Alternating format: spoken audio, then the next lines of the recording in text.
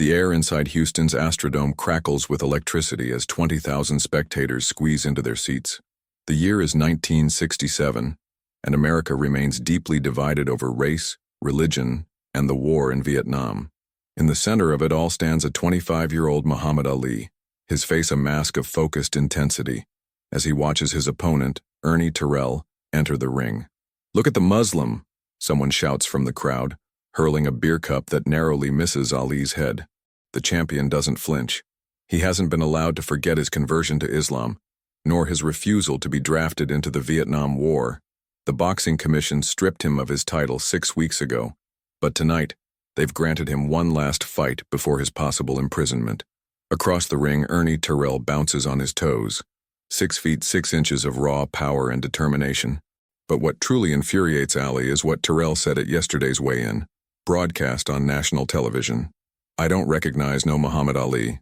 Your name is Cassius Clay, and that's what I'm going to call you."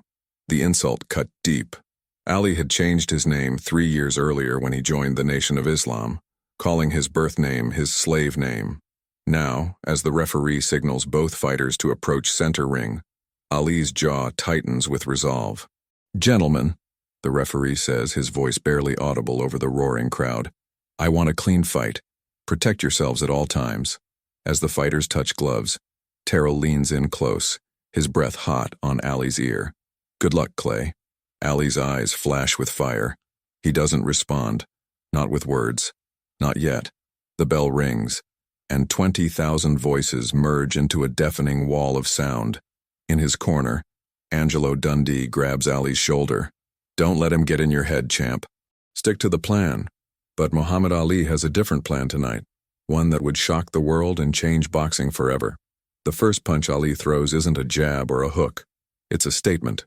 A right hand that cracks against Terrell's jaw with such precision that the bigger man stumbles backward. Before Terrell can recover, Ali is on him, moving with impossible speed for a heavyweight. "What's my name?" Ali shouts, loud enough for the first 10 rows to hear. He lands another combination. "What's my name?" Terrell, stunned by the ferocity of Ali's attack, retreats to the ropes. The crowd, many of whom came to see the controversial champion fall, watches in shocked silence as Ali delivers a masterclass in controlled fury. Between rounds, Dundee pleads with his fighter. "You've got him hurt. Box smart now. Don't get careless." Ali takes a sip of water but doesn't sit down. His eyes never leave Terrell. "He disrespected my faith, Angie. He disrespected who I am." The second round begins and Ali continues his relentless assault. But something strange is happening. He's not going for the knockout.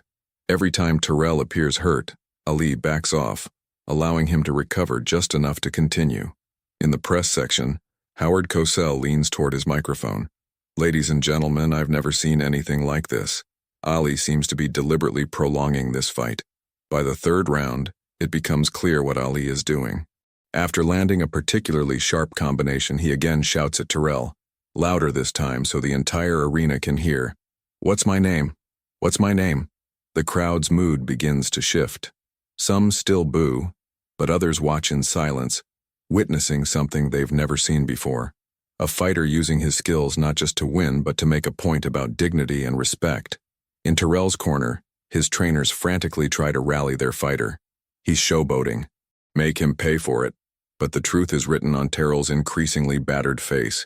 Tonight he's facing something beyond his understanding. A man fighting not just for victory, but for recognition of his identity.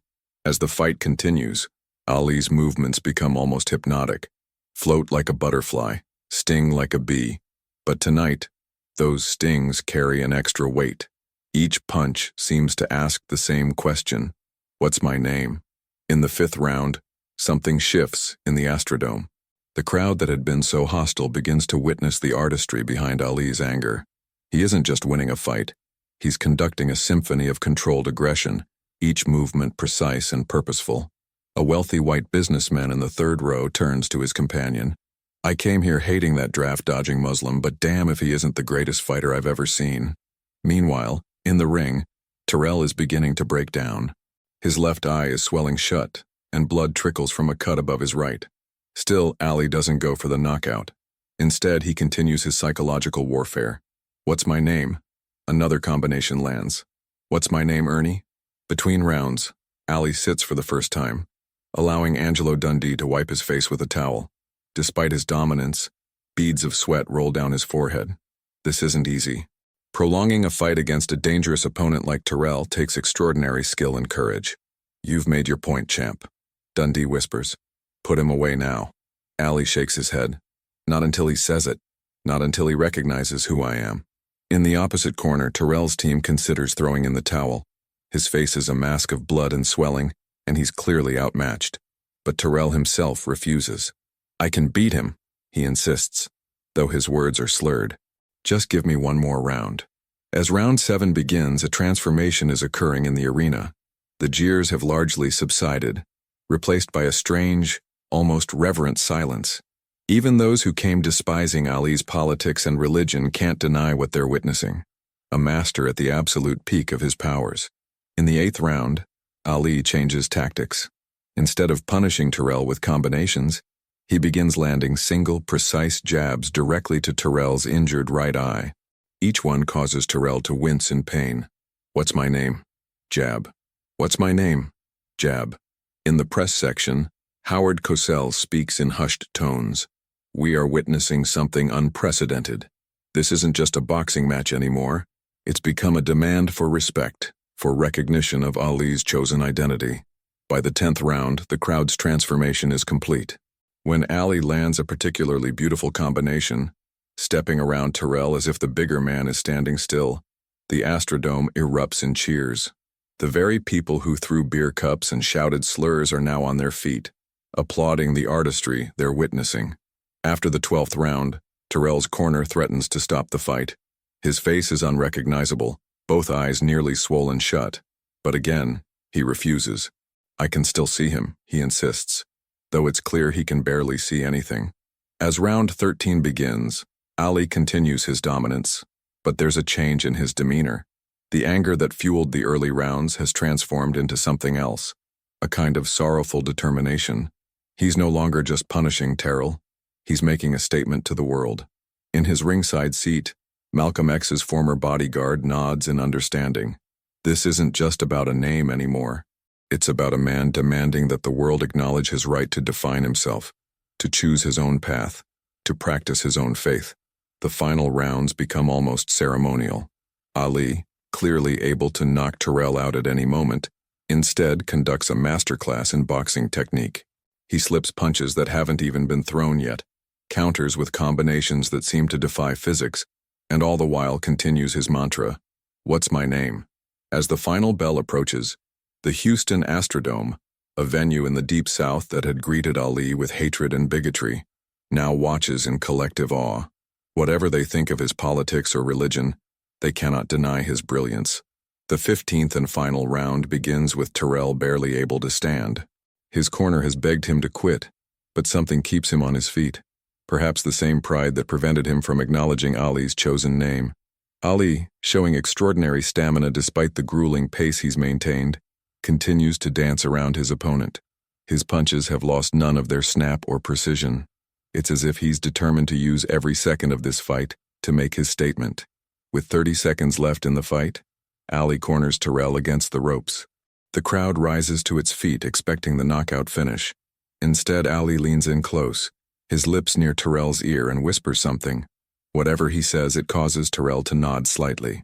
As the final bell rings, Ali raises his hands in victory, his face solemn rather than celebratory. He's won every round decisively, delivering one of the most dominant performances in heavyweight history. But this wasn't about winning a fight. It was about winning recognition. The judges' scorecards are a formality. Unanimous decision, all 15 rounds for Ali. As the referee raises his hand, the crowd that had greeted him with hatred now applauds with respect, some even chanting, "Ali! Ali! Ali!" In the ring interview, Howard Cosell pushes through the crowd to reach the champion. "Muhammad," he says, emphasizing the name, "that was one of the most extraordinary exhibitions of boxing I've ever witnessed." But many are wondering, why didn't you knock him out when you clearly had the opportunity? Ali, his face unmarked despite 15 rounds of combat, looks directly into the camera. "I wanted him to acknowledge who I am, not just for me, but for every person who's been denied the right to their own identity, their own faith. He pauses, glancing at Terrell being helped from the ring. Some lessons take 15 rounds to learn. In the locker room afterward, away from the cameras and the crowd, Ali sits alone, unwrapping his hand bindings. Angelo Dundee enters, placing a hand on his fighter's shoulder. "You made your point tonight, champ." The whole world was watching. Ali nods, his usually expressive face contemplative. "They tried to strip everything from me, Angie. My title, my livelihood, maybe soon my freedom. But my name and my faith? Those belong to me. Nobody can take those away." Across town, in a modest hotel room, Ernie Terrell sits with ice packs on both eyes, watching the post-fight coverage. When a reporter asks him about the fight, he pauses for a long moment. "I fought Muhammad Ali tonight," he finally says, the words clearly difficult for him. "And he taught me something important about respect." 3 days later, the impact of the fight reverberates across America.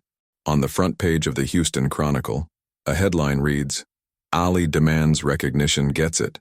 The story beneath describes not just a boxing match, but a moment when a man stood up for his identity against a society that refused to accept his choices. In barbershops in Harlem, in mosques in Detroit, in living rooms across America where black families gather, the fight becomes more than a sporting event. It becomes a symbol of the larger struggle, the right to self-determination, to be recognized on one's own terms. 6 weeks after the Houston fight, Muhammad Ali stands before a draft board in Louisville, Kentucky. The moment he's been dreading has arrived. When his name, his birth name, is called, he doesn't move. "Cassius Clay," the official repeats, louder this time. "My name is Muhammad Ali," he responds calmly. The room falls silent. After Houston, after that display of skill and determination, even those who disagree with him can't help but respect his conviction. "Mr. Ali," the official finally says, "you have been found guilty of draft evasion. You are hereby sentenced to 5 years in prison and fined $10,000. Ali nods, accepting the consequence of his stance. As federal marshals approach to take him into custody, he turns to face the press gathered outside. "I ain't got no quarrel with them Viet Cong," he says, repeating the statement that had caused such controversy. "No Viet Cong ever called me Cassius Clay." As he's led away, something remarkable happens. The crowd that has gathered outside the courthouse, white and black supporters and critics, falls silent. Then, slowly, they begin to chant, "Ali, Ali, Ali." News of Ali's sentencing spreads quickly. That evening, demonstrations erupt in a dozen American cities. Signs reading, "What's my name?" appear at civil rights rallies. The question that Ali repeated in the ring becomes a rallying cry for a movement. 3 years later, the Supreme Court would overturn Ali's conviction in a unanimous decision. But the impact of that night in Houston, when a fighter used his skill not just to win but to demand recognition of his identity, would echo far beyond the boxing world. In 1971, when Ali returns to the ring after his forced hiatus, the world has changed. The man once reviled as a draft dodger and religious extremist is now welcomed as a hero, a symbol of principled resistance and personal dignity. Before his comeback fight against Jerry Quarry, a reporter asks him if he has any regrets about the years of his prime that were taken from him. Ali smiles, that familiar, dazzling smile. "They took my title. They took my career. They almost took my freedom. But they couldn't take my name or my faith. And in the end, those are the only things that truly belong to a man." In the decades that follow, long after his boxing career ends, Muhammad Ali becomes one of the most beloved figures in American history, his transformation in public perception as remarkable as any of his victories in the ring. And it all began on that night in Houston, when a fighter demanded not just victory but respect. When he asked, with each perfect punch, "What's my name?" Historians would later point to the Houston fight as the moment when Muhammad Ali transcended boxing to become something more, a symbol of dignity, of self-determination, of the right to define oneself in a world determined to impose its own definitions. In 2016, when Ali passes away, millions around the world mourn not just a great athlete, but a man who stood by his principles when it cost him everything. And in eulogies and remembrances, that night in Houston is mentioned again and again, the night when Ali used his extraordinary gifts not just to win a fight but to win recognition, to make the world say his name.